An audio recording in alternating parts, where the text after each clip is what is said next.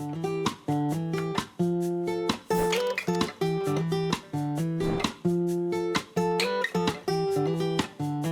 en fait on est en train de mettre en place des mesures pour pouvoir réouvrir le 11 mai. Donc des mesures d'hygiène. Bon, il y a eu l'UNEC, donc l'Union Nationale des Coiffeurs, plus d'autres associations qui nous ont un petit peu briefé sur ce qu'il fallait mettre en place. Voilà. Et donc on va accueillir les clients avec du gel hydroalcoolique pour qu'ils puissent se nettoyer les mains.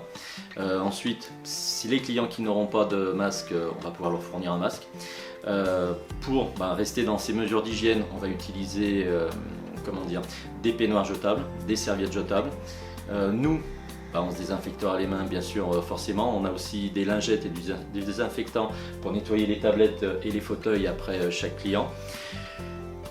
Mesure plus difficile, on va mettre plus de temps. Donc plus de temps pour pouvoir nettoyer. Il va falloir faire comprendre aux clients que si on a moins de disponibilité, c'est pas qu'on veut pas les accueillir, mais c'est comme on disait, c'est plus pour justement cette mesure de précaution. Donc on a enlevé certains fauteuils. On a la chance d'avoir un grand centre de coiffure qui fait plus de 100 mètres carrés. Donc, mais malgré tout, on est obligé d'enlever quelques fauteuils pour qu'il y ait vraiment les 1 mètre de distance entre chaque personne, pour qu'on puisse travailler sereinement. On est en train d'enlever tous les journaux parce que c'est pareil, il ne faut pas que les gens se passent ces virus il y a qui se passent de main en main. On a des gels hydroalcooliques sur tous les postes de travail, à l'entrée et à la sortie. On a fait un sens de circulation. Bien sûr, on a la chance de pouvoir rentrer d'un côté et sortir de l'autre. J'ai mis des bandes de sécurité par rapport à la caisse pour éviter que les gens soient trop près de la personne qui encaisse.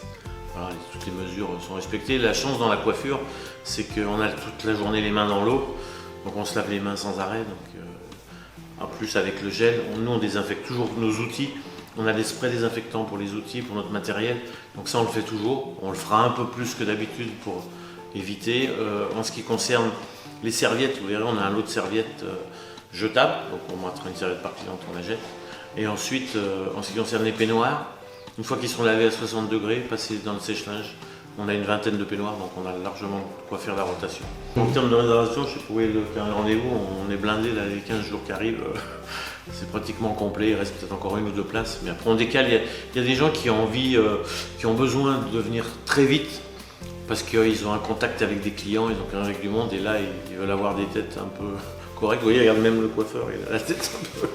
Mais en ce qui concerne les personnes, il y en a d'autres qui ont un peu plus peur, donc ils préfèrent venir un peu après le coup de démarrage. Au niveau du carnet de rendez-vous, ça se remplit bien, mais comme on va pratiquement prendre 1 heure pour chaque client pour pouvoir l'accueillir dans des règles d'hygiène et pour pouvoir nettoyer derrière, donc ça se remplit 2 fois plus vite qu'avant.